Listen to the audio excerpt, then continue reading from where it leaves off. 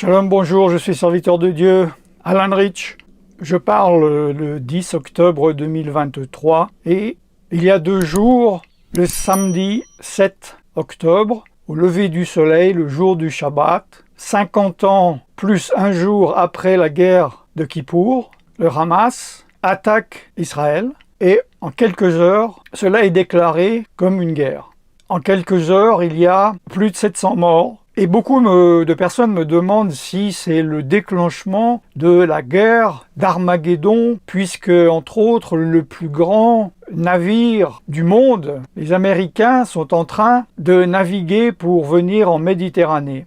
Je ne sais pas quelle date vous me regardez, je ne sais pas comment cela peut tourner, je ne suis pas prophète. Ce que je sais, c'est qu'avec le conflit en Israël, les choses peuvent changer du tout au tout en quelques heures. Ça peut s'empirer comme ça peut s'arrêter. Ça peut durer quelques jours alors que apparemment personne chez les spécialistes militaires disent que cela peut durer que quelques heures ou quelques jours encore. Cela est possible parce que c'est Dieu qui contrôle tout par rapport au temps prophétique qu'il a annoncé dans la Bible. On me pose la question précise, est-ce le déclenchement de l'Armageddon? La réponse ne peut pas être plus claire, non. Mais on est loin, mais très loin de cela. Dans Apocalypse, chapitre 16, qui parle donc de l'Armageddon, l'Armageddon, c'est la guerre finale avant le retour du Messie, avant l'arrivée du Messie, l'établissement du royaume de Dieu sur terre, où toutes les nations de la terre vont monter contre Jérusalem, contre Israël. Et nous voyons au verset 1, j'entendis une voix forte qui venait du temple et qui disait aux 7 anges, ce sont les 7 anges qui sont toujours en permanence devant Dieu, allez verser sur la terre les 7 coupes de la colère de Dieu. Et nous voyons qu'au verset 16, ils rassemblèrent dans le lieu, donc toutes les nations, appelées en hébreu Armageddon. Le 7e versa sa coupe dans l'air et il sortit du temple du trône une voix forte qui disait « C'en est fait ». Donc c'est lors de la dernière coupe. Mes frères et sœurs, bibliquement parlant, lisez, ouvrez votre Bible ou votre téléphone ou quoi que ce soit. Nous n'en sommes même pas à la première coupe. Contrairement à ce que beaucoup disent. La première coupe au verset 2, l'ange le premier alla, et il versa sa coupe sur la terre. Qu'est-ce que cette coupe? Un ulcère malin et douloureux frappa les hommes. Alors on peut penser au Covid, je suis sûr qu'il y en a qui avaient, entre guillemets, prophétisé cela, ou une chose qui va arriver ou qui est arrivée dans le passé. Non! Ouvrez votre Bible, vérifiez verset 2. Sur qui la première coupe fut versée? Sur qui? Sur les hommes qui avaient quoi? La marque de la bête et qui adoraient son image. Est-ce que vous m'entendez? Est-ce que vous me comprenez? Est-ce qu'il y en a qui sont confus? Est-ce que dans toute cette confusion, ça atteint votre entendement? Ouvrez votre Bible, ne dites pas oui mais on m'a dit, oui mais tout le monde croit, lisez la parole de Dieu. Révélation, Apocalypse, chapitre 16, au verset 2, la première coupe frappa les hommes qui avaient la marque de la bête et qui adoraient son image. La marque de la bête sera donnée dans la 2e partie des 3 ans et demi de la tribulation. Ce sera le commencement de la grande tribulation. La tribulation n'a même pas commencé. Pourquoi? L'Antéchrist n'est pas encore là. Le temple n'est pas encore construit. Nous n'en sommes pas encore là. Mes frères et mes sœurs, que celui qui manque de sagesse la demande à Dieu. Si vous êtes obéissant, il va vous aider à comprendre la situation. Il faut comprendre l'entièreté des prophéties et ne pas tirer des versets hors contexte.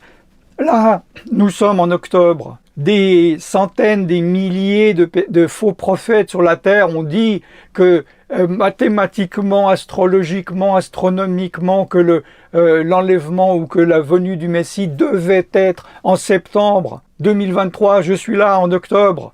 Des mensonges. Ça fait des années que cela dure et que j'avertis, on se moque. Et je vous le dis, écrit dans la parole de Dieu, vérifiez. Nous ne sommes même pas au commencement des tribulations. Est-ce que cela peut être un déclencheur? Oui, comme je le dis, cela peut être un déclencheur qui va déclencher quelque chose, qui va déclencher autre chose, qui va déclencher comme des dominos, et au bout du 100e, ça sera le commencement. Mais nous ne sommes même pas à la veille du début de la tribulation, parce qu'il faut qu'il y ait un accord de paix. Est-ce que cela peut aboutir à un accord de paix? Peut-être. Mais il y a eu combien d'accords de paix depuis 40 ans? Là, nous parlons d'un accord de paix, l'accord de paix, le faux accord de paix, la fausse alliance de paix, fait avec l'Antéchrist. Et l'Antéchrist, il n'a pas encore montré le bout de son nez, malgré ce que beaucoup disent. Il faut, pour que la période des tribulations ou de la tribulation de 7 ans commence, qu'il y ait un système mondial, global, politique, économique, moral, pas religieux. J'ai fait une vidéo là-dessus, allez la voir, parce que la plupart des personnes sont persuadées qu'il s'agit d'un système religieux, c'est un système moral. Et ce système, certes, petit à petit, l'oiseau fait son nid, il se met en place, mais il n'est pas praticable. On n'en est pas du tout encore là. Mes frères, même Yeshua a dit, mais vous voyez les nuages arriver, est-ce que vous ne savez pas que si les nuages sont à 20 km, il ne peut pas pleuvoir dans une seconde? Il y a des signes. Mais il faut savoir où nous en sommes, il faut connaître la chronologie, j'en ai parlé combien de fois. Voyez l'ensemble, la chronologie où nous en sommes.